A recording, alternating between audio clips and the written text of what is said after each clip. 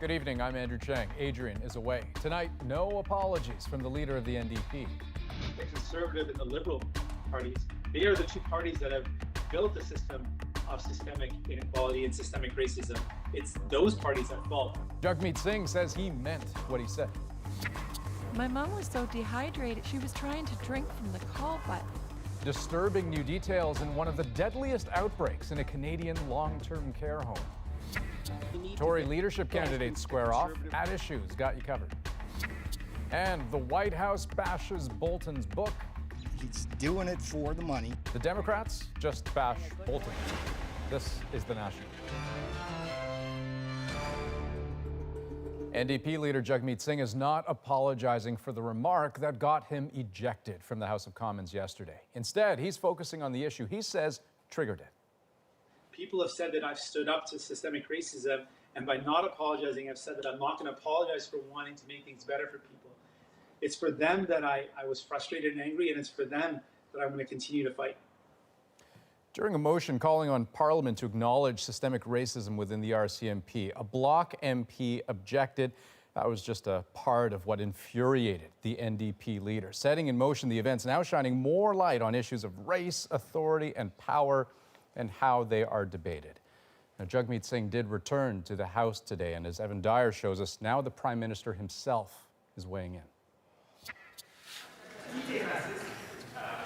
It was that word, racist, that got Jagmeet Singh expelled yesterday from the House, where insulting other members is banned.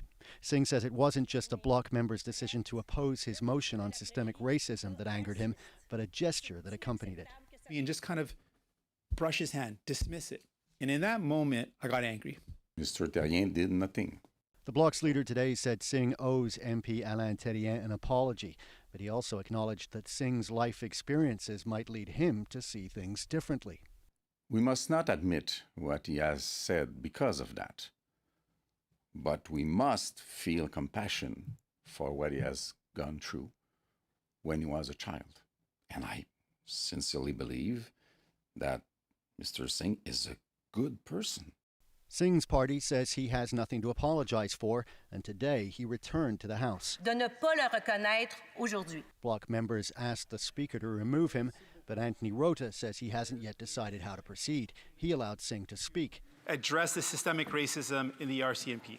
And Singh did, pressing the Prime Minister on the same issue of RCMP racism. We need to take concrete action. Trudeau appeared to agree, and outside the House to side with Singh. It is not for me to criticize any Canadian, particularly not the only racialized leader in the House of Commons, for making other people uncomfortable by calling them out for not recognizing systemic discrimination.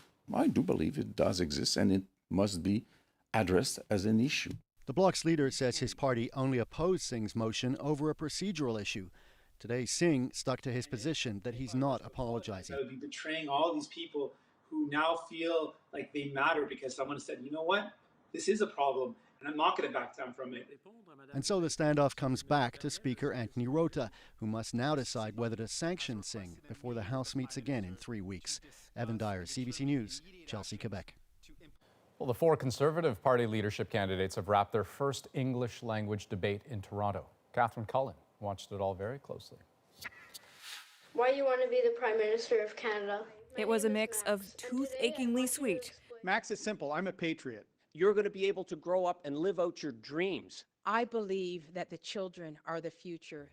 And dire warnings. We see a crackdown on free speech. We also need to make sure that we do not impose euthanasia on these seniors. I know that you probably enjoy playing those games sometimes and being online, but let's be careful of the vulnerability. But there wasn't much of the frustration from last night's French language debate.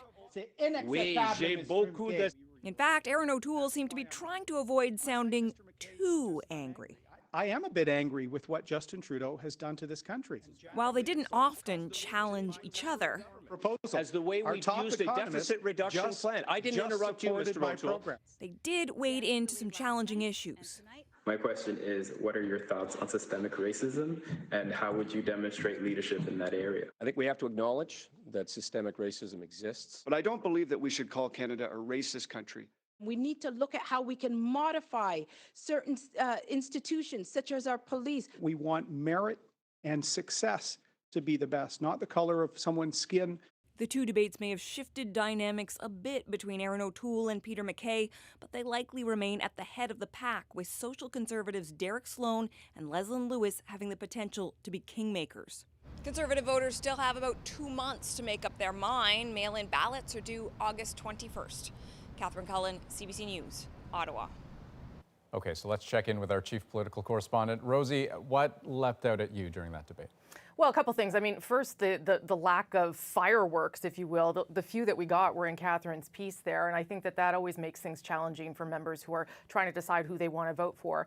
A couple other things. There were a couple of small acknowledgments from the two frontrunners about what essentially went wrong in the last election. Erin O'Toole pointing out that in order to win, they need to win urban and suburban Canada. We certainly know that. The Conservatives got the popular vote, but didn't really pick up any of those seats. And Peter MacKay making an appeal that big blue tent has to widen. They have to push that tent in a broader way to bring in more Canadians so they can win.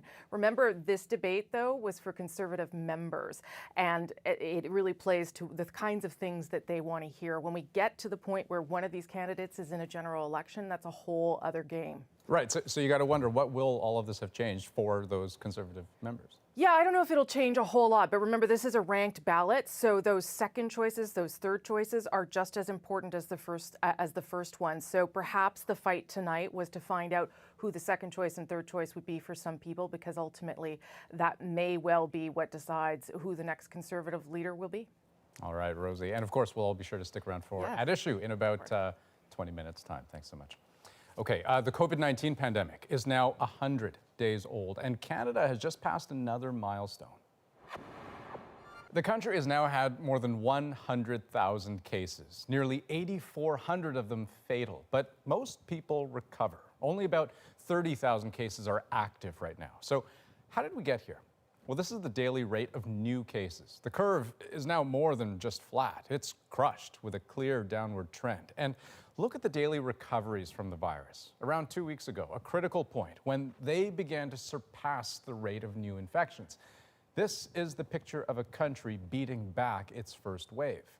But as Canada's Chief Public Health Officer warned recently, a single case can trigger another outbreak and undo the trend.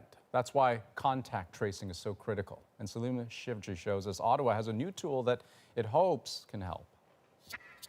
We've been working on a nationwide mobile app. It's been promised for weeks. Now it's about to be tested. One app for the whole country. The goal, trace the virus. It functions entirely on an anonymized basis. There are no identifiers of your phone, of your number, of your identity, of your address, or even of your location. The Prime Minister taking pains to allay privacy concerns, even though the Privacy Commissioner hasn't yet signed off on it. The app uses Bluetooth, less invasive than GPS, and tracks who you've been next to, not where you've been. Ottawa says the data won't be kept. The Bluetooth model is the most privacy protective, but it's also the least ambitious. It's an experiment, and it may work and it may not work. If you've been in contact with someone who has COVID-19, you'll get an alert on your phone telling you to call public health authorities. The only problem is you both need to have downloaded the app. Mit minimalem Aufwand. In other countries, that's been an issue. Low interest rendering the app far less effective. Such a simple procedure. You download it for free, you leave it in the back of your phone, and you forget about it. And so Justin Trudeau is cajoling Canadians. The more buy-in for the national app, the better. 60% uptake is the gold standard that no other country has achieved. But the government hopes even some uptake is better than nothing. An additional digital tool to complement manual tracing, with reopening and fears of a second wave lurking. Salima Shivji, CBC News, Ottawa. Tonight, we have new evidence of neglect at Orchard Villa. That's the long-term care home with Ontario's highest death toll from COVID-19. You'll recall, on Tuesday night, David Common looked into why those 78 lives were lost. Today, he shows us what the province's own inspectors knew. When the doors closed to outsiders, Marie Tripp could still see inside Orchard Villa, a live video feed from her mother's room that stunned her. My mom was so dehydrated, she had the call button in her hand. She was trying to drink from the call button. Tripp believes no one was bringing her mom water. They were so short-staffed. We didn't know the full extent of what these homes, what these residents were dealing with. Ontario's premier has said he didn't know how bad it was until the military moved in, reporting on conditions. But just released reports show his government's own inspectors were called in for multiple issues, even visiting up to the day the home was locked down.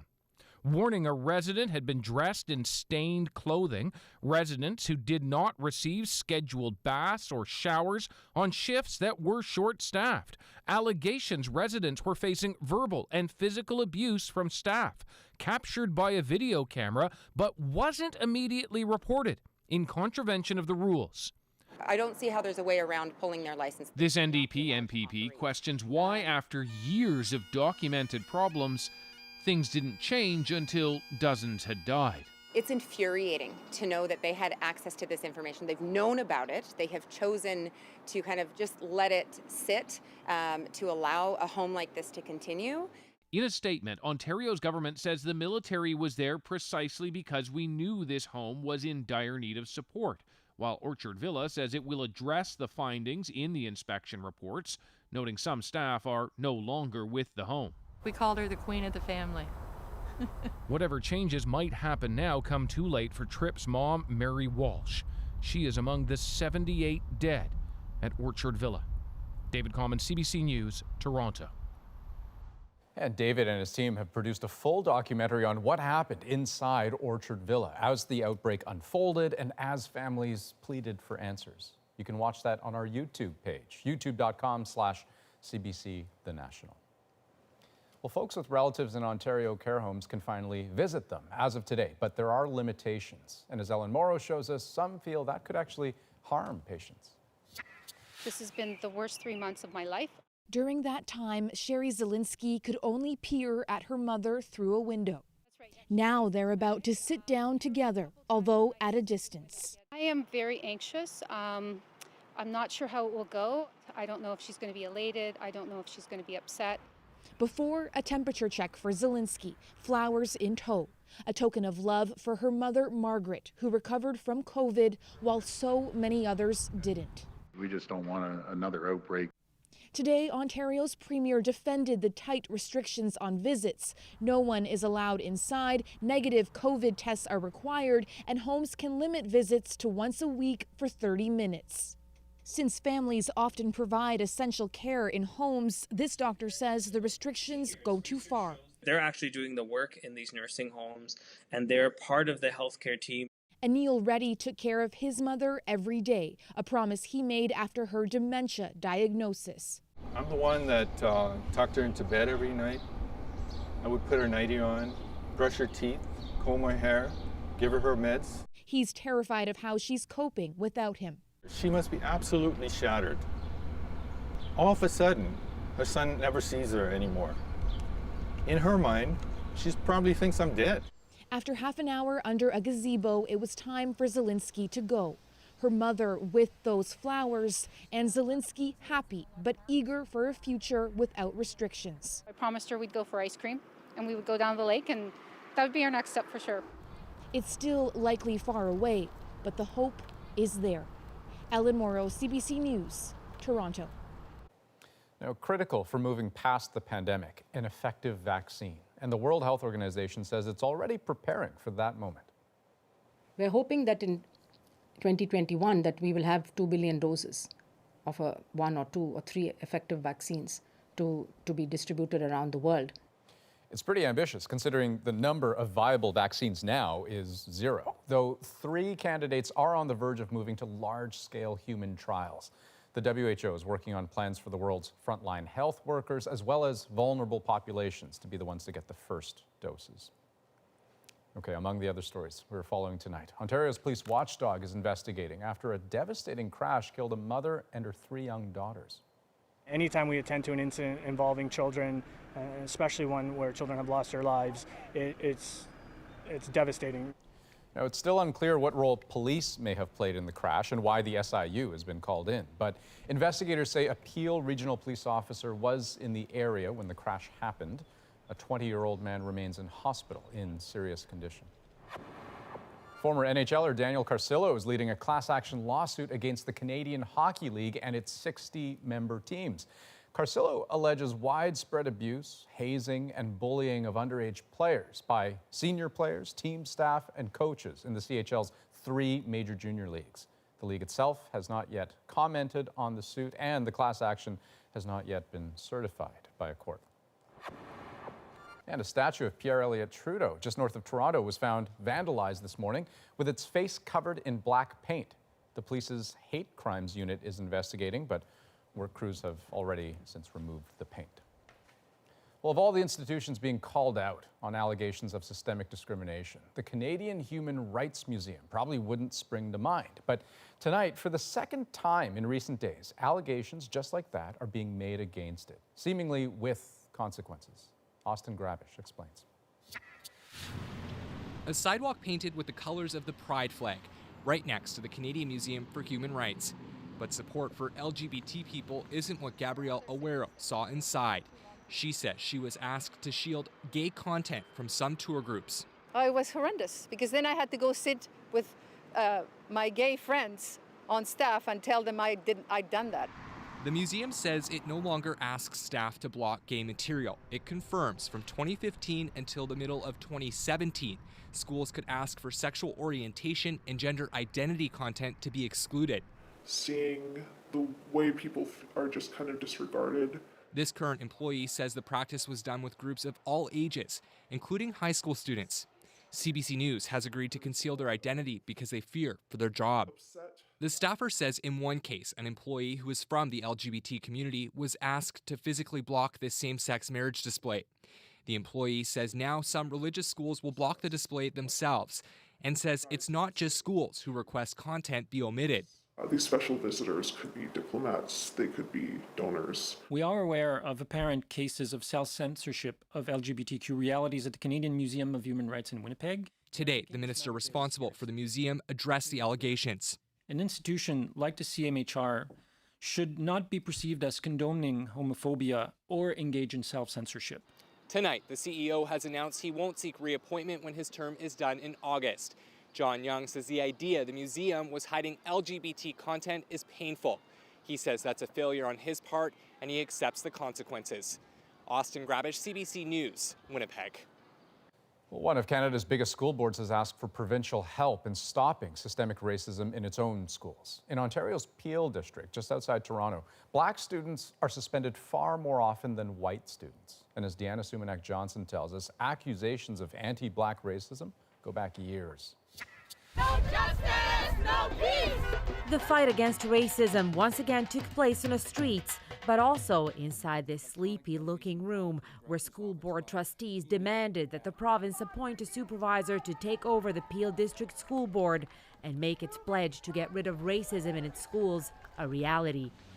It's welcome news to this city councillor and mom of 3 kids who attend local schools. The Peel District School Board is not making sure all of our kids achieve.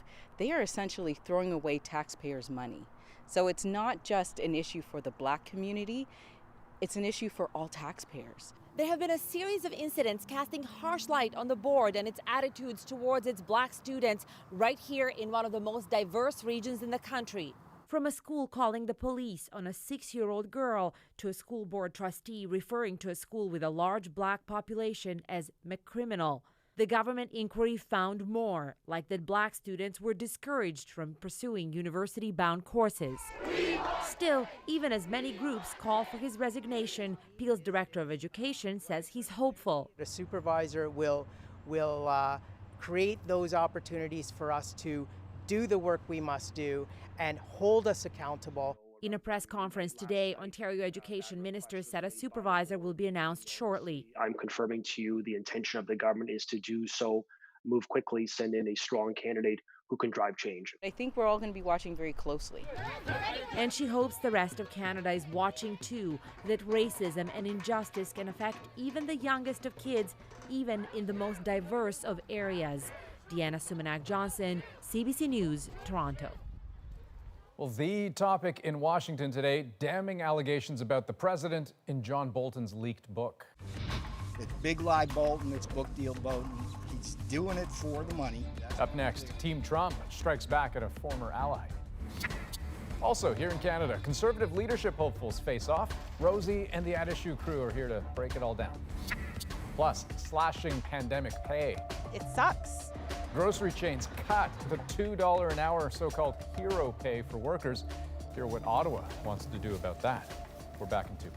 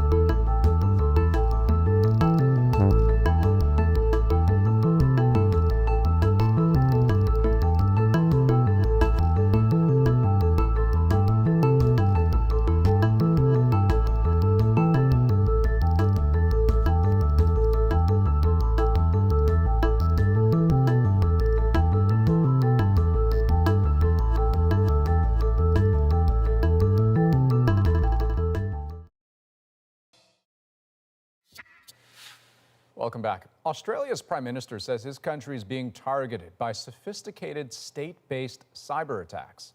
Scott Morrison says the ongoing attacks are widespread, covering all levels of government as well as essential service providers and businesses. He says not a lot of state actors could launch this sort of attack, but would not identify which country was responsible. Immigrants are welcome here. Say it loud, say it clear. Immigrants are welcome here. Celebrations today outside the U.S. Supreme Court after an attempt at eliminating DACA was struck down. The Obama-era program protects hundreds of thousands of immigrants from being deported. The court ruled the Trump administration acted unlawfully in seeking to end it. Well, the U.S. president is rage tweeting as revelations from former National Security Advisor John Bolton's tell-all book continue to rock Washington. But as you'll hear from Katie Simpson, some of Bolton's other critics think it's too little, too late. Mr. President, the White House had this book. The president, as he does at times, saved his fury for Twitter, calling John Bolton wacko, a disgruntled, boring fool, and a dope. How are you? Yes, sir. Donald Trump's team picked up the personal attacks from there. John Bolton. My take on him, it's big lie Bolton, it's book deal Bolton. He's doing it for the money. He is a misguided hawk on foreign policy and a weak dove of an author, and this is despicable. In his tell-all memoir, due out next week, the former National Security Advisor says the White House operates in chaos, led by an uninformed and erratic president. I don't think he's fit for office. I don't think he has the competence to carry out the job. There really isn't any guiding principle that I was able to discern other than what's good for Donald Trump's reelection. Democrats are angry Bolton is only going public now because some of the allegations are similar to what was uncovered during Trump's impeachment trial. Good morning, it is. He chose royalty over patriotism. And so he's going to make money off of his book, I guess. Bolton writes that Trump used U.S. foreign policy for his own political gain, pleading with China's president to help him win the 2020 election by purchasing more American soybeans and wheat so he could shore up the votes of farmers. The president was impeached for withholding hundreds of millions of dollars in aid to Ukraine, demanding that country investigate his political rivals. The portrait it paints of the president is one that we know to be all too true, somebody who puts his own personal interest above the national interest. If impeachment is any guide, these startling new allegations may not do much to hurt Trump. Earlier this year, when he was acquitted by the Senate, his approval ratings were in the mid to high 40s, some of his highest numbers, though his political challenges now, if anything, have multiplied. Katie Simpson, CBC News, Washington. And still ahead on The National, Canada's top grocery chains cut pandemic pay. The business is not slowing down, so why aren't they sharing the wealth with the employees? Grocery store workers were declared essential and paid a few extra dollars an hour until now. Hear why Ottawa is getting involved. But first, Rosie, over to you. And we're going to take a closer look tonight at the Conservative leadership debate, the four contenders, the big issues, what's next for the party. Chantal, Andrew, and Althea will join me right after the break.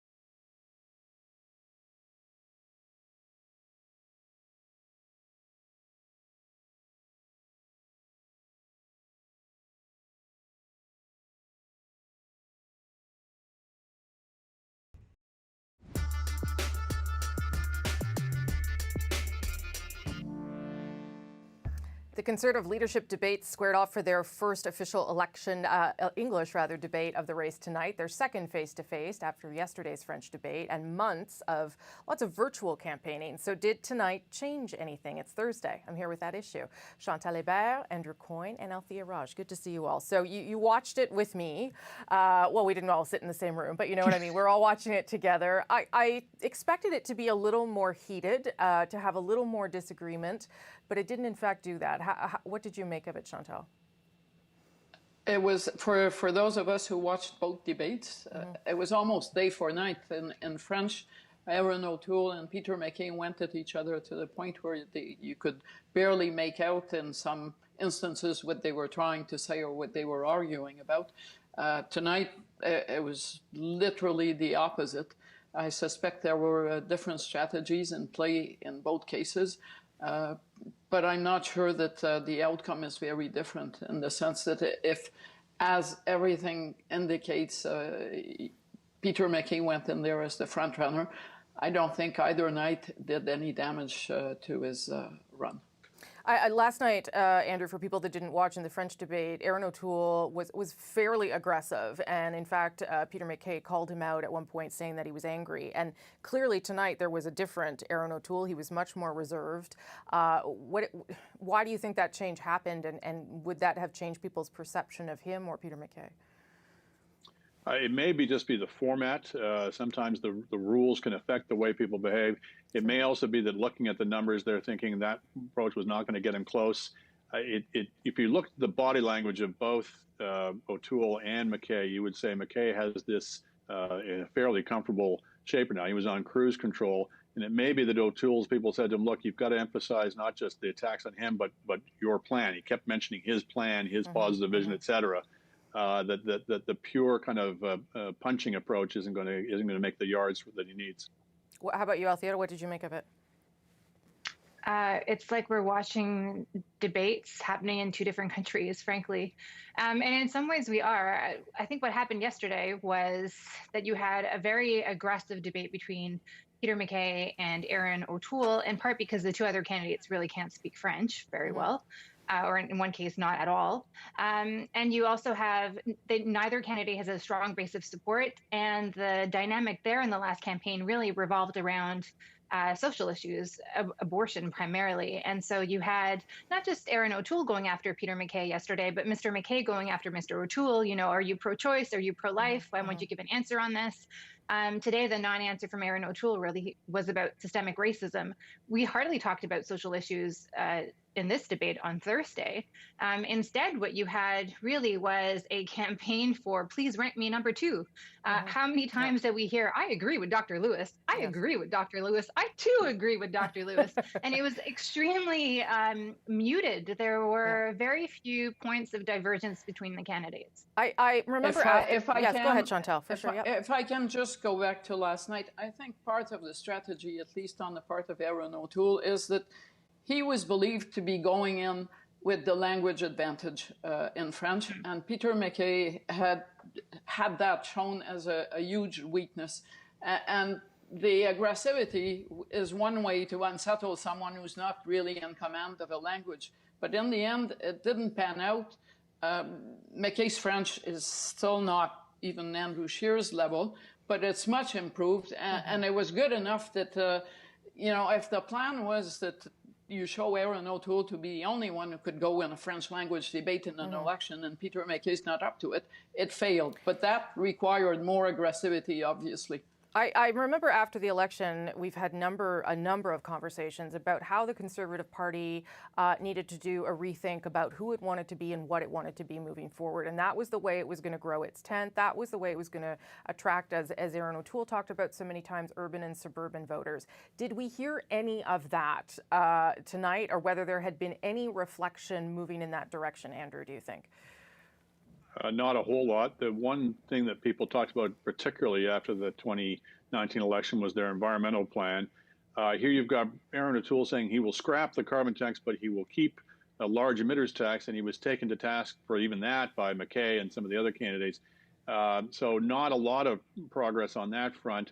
On issues of sort of reaching out to suburban and urban voters, Central Canadian voters, et cetera, there's lip service talked about it, but not a lot in terms of policy, certainly not tonight. Although Peter MacKay also, Althea, hinted at the big blue tent, which is something that they've said before, but they need to push those pegs back. And I wonder whether Canadians that may have watched, who aren't Conservative Party members, would have heard anything to make them think about the party in a different way.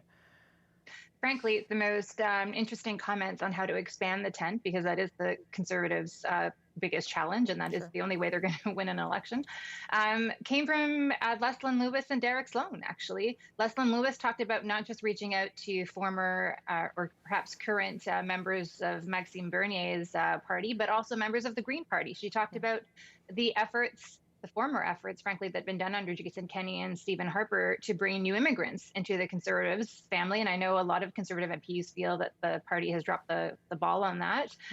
So she talked a lot about that, as well as, people who share similar values, religious values, no surprise coming from her camp. And then Derek Sloan talking about not just having answers to economic questions, but also talking about having answers to questions about homelessness, about the opioid addiction problem in this country.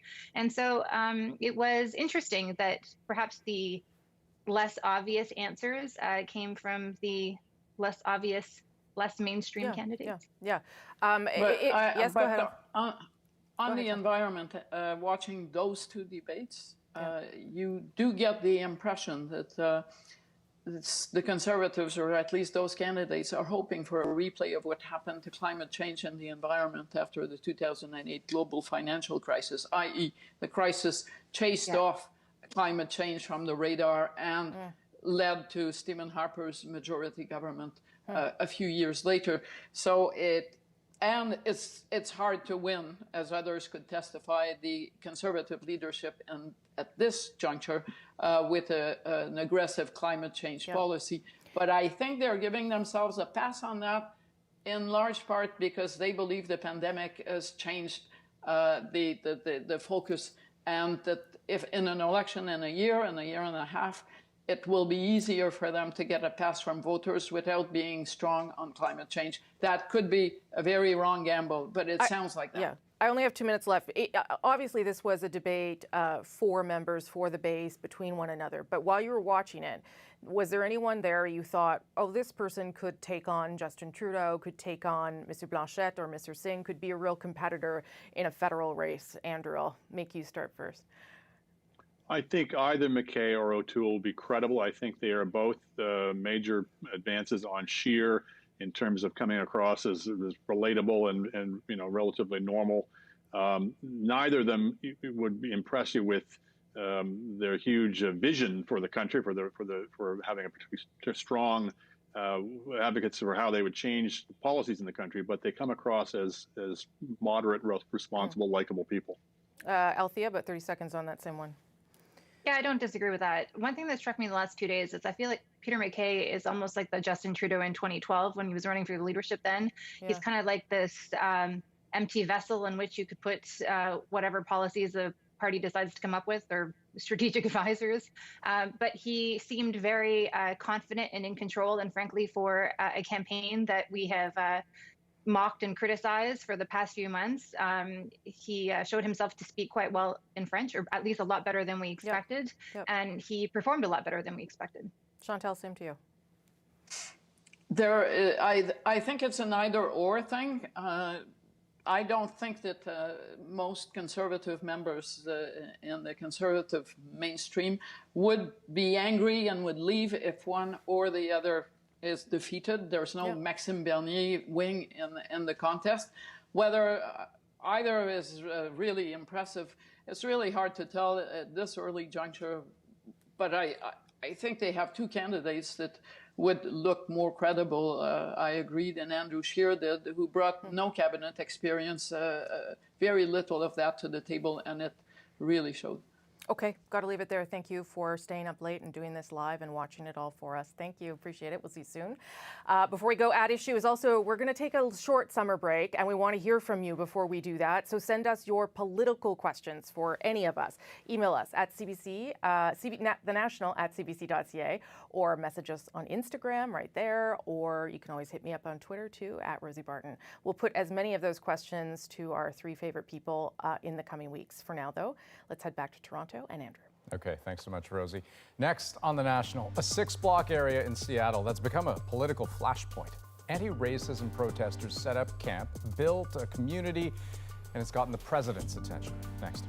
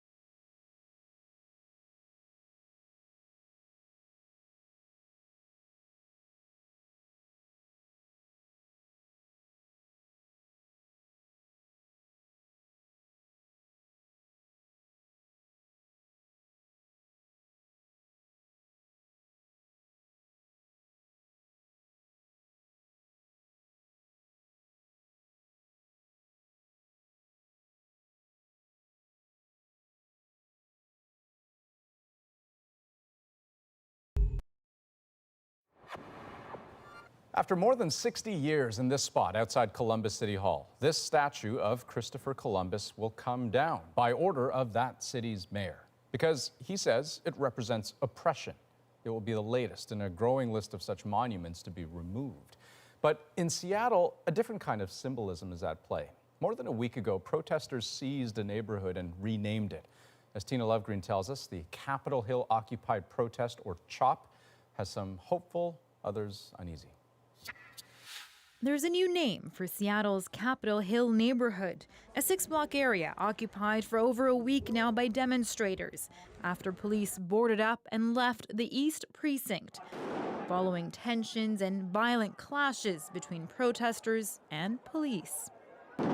Demonstrators are calling for an end to police brutality in the wake of George Floyd's killing. It's not nothing aggressive or violent or nothing like that. That's what those faces on the walls. Black lives killed by the police. We want people to see that those lives matter.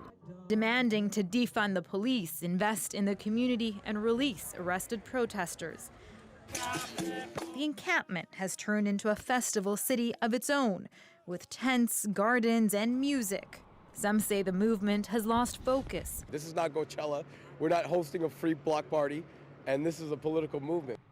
And want to bring back the attention to why this all started. And this is our moment right now, so we don't want you to come out here and try to put your agenda in place for your movement. This is the Black Lives Matter movement for blacks to stop being killed and for us to get our fair shake in America that we haven't gotten so far. For the most part, the zone remains peaceful, but the scenes are enough to anger President Trump. The governor has to call out the troops, do what he has to do, has to call out the National Guard, has to do something. One of the things this president will never understand is that listening to community is not a weakness. It is a strength. But concerns from neighbors are growing. Many businesses are afraid to open. And there are worries over access for emergency crews, which is why these were brought in to create some space, something protesters say they worked with the city to do. This change is going to open traffic back up to over 1,000 residents on 12th Street. A signal they say that they're willing to work with authorities. Tina Lovegreen, CBC News, Vancouver. When we return, the end of hero pay. I felt very upset that they're ending the premium before the pandemic is even nearly to be over. A pay bump for grocery store workers gets cut. The backlash next.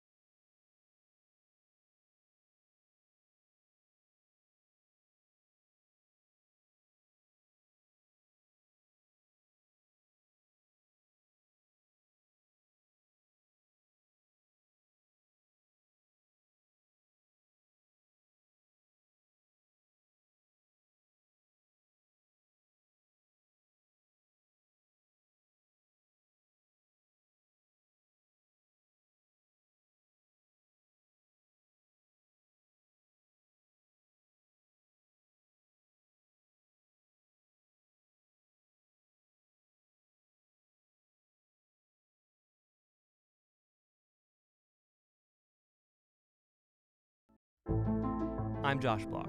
Tomorrow on CBC's daily news podcast, Front Burner, the race to become the leader of the Conservative Party enters a crucial stretch. We have analysis of the English debate. Subscribe wherever you get your podcasts. We are getting a clearer picture of the fiscal toll COVID-19 is taking on Canada. A new report says this year's federal deficit could hit $256 billion. That accounts for $169 billion spent in emergency aid and a historic drop in economic output.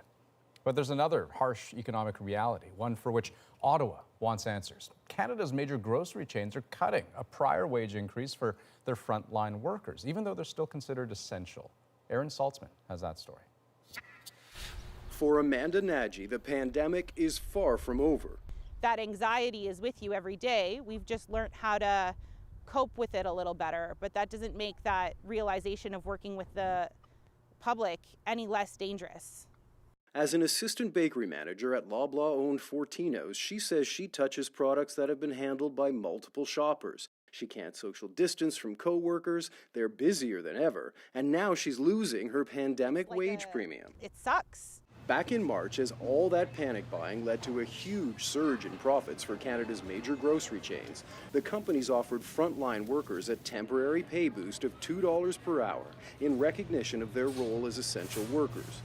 But last weekend, Loblaw, Metro, and Empire, which owns Sobeys, all said that's now over. The temporary pay premium was never about safety, Loblaw said in a statement today. It was a recognition of extraordinary effort. Our stores are now operating at a normal pace, albeit in a new way. So that's 11 for, 0 against. I declare the motion carried. Today, a bipartisan group of MPs said they want more of an explanation, and they're calling for grocery executives to answer questions before a parliamentary committee. To explain to the Canadian public why they have slashed these emergency pay for essential workers in the middle of a pandemic, and how that decision, because they made it on the same day, is consistent with our competition laws. Some say it also sends the wrong message when so many businesses are struggling to find frontline workers willing to return to the job. If you're going to want the labor that you need, there are going to be labor shortages. You're going to have to up your game. You're going to have to offer something better. Just not yet, it seems. Aaron Saltzman, CBC News, Toronto. Now, as cities and provinces relax pandemic restrictions, more and more people are getting out to shop. But there's one particular kind of retailer we've been getting questions about. With all of the retail experiences reopening, clothing stores pose a particular challenge because of all the things you touch, you try on. So what should you expect? I believe in this particular sport because we're 7,000 square feet. We can actually have more people, but we want customers to feel comfortable, so we are limiting it at 6 people in the store at a time.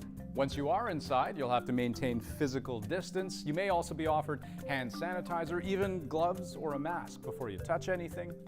And walking around, you may see fewer things on display, even fewer sizes on the rack. So be sure to talk to staff if you don't see what you want. As for the fitting rooms, lots of places doing away with curtains, relying more on hard dividers, things that are easier to wipe down in between clients, which means that there may be fewer fitting rooms open at a time. Now, as for all the clothes that people try on but leave behind?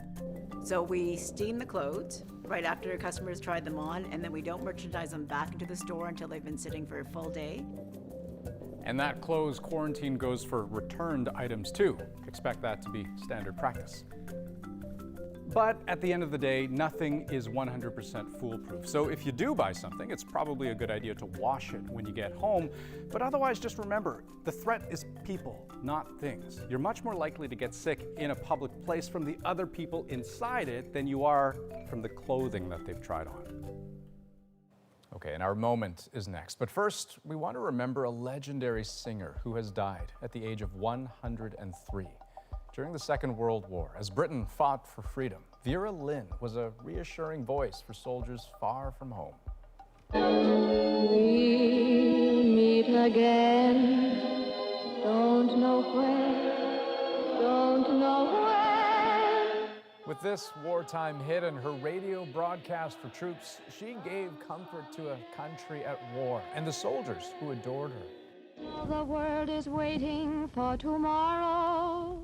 She really did sit at their bedsides and performed near the front lines. Adrian interviewed Dame Vera Lynn for her 90th birthday. The legend, whether it's myth or not, I don't know, is that people would stop fighting to hear you. Well, I've heard that said before. yes, stop the war with Vera's on the radio.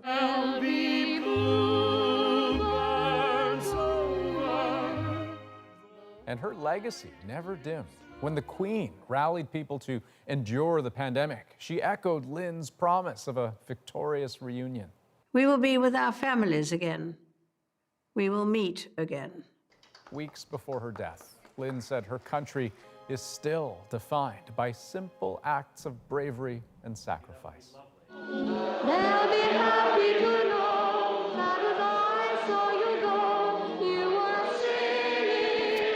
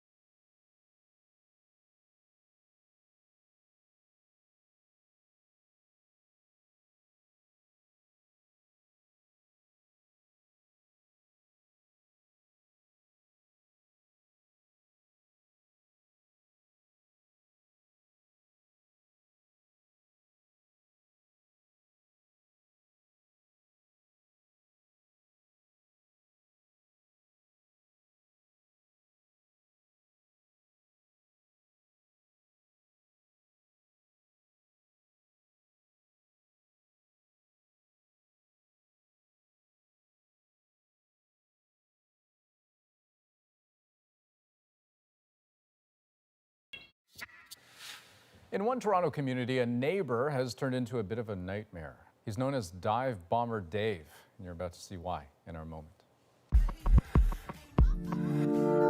Red-winged blackbirds can be quite aggressive defending their territory, but this guy seems to be fighting an all-out war.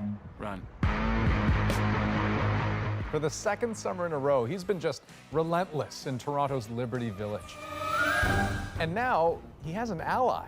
Someone, we're not sure who, has set up a TikTok account under the name Dive Bomber Dave, and it documents his take no prisoners attacks on anyone who even thinks about approaching his nest. Oh, and of course, they're set to music.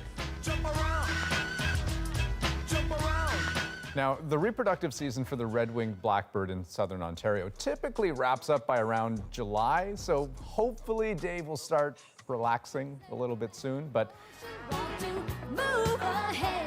then again, 2020, you never know. It actually hurts, just so you know. Like I've had it, I haven't been attacked by Dive Bomber Dave, but I've been attacked by crows before, and it does hurt. It feels like a slap upside the head. Anyways, that's what mine felt like. But just try to remember, the bird's probably more freaked out than you are. That's the National for this Thursday, June 18th. Have a good night.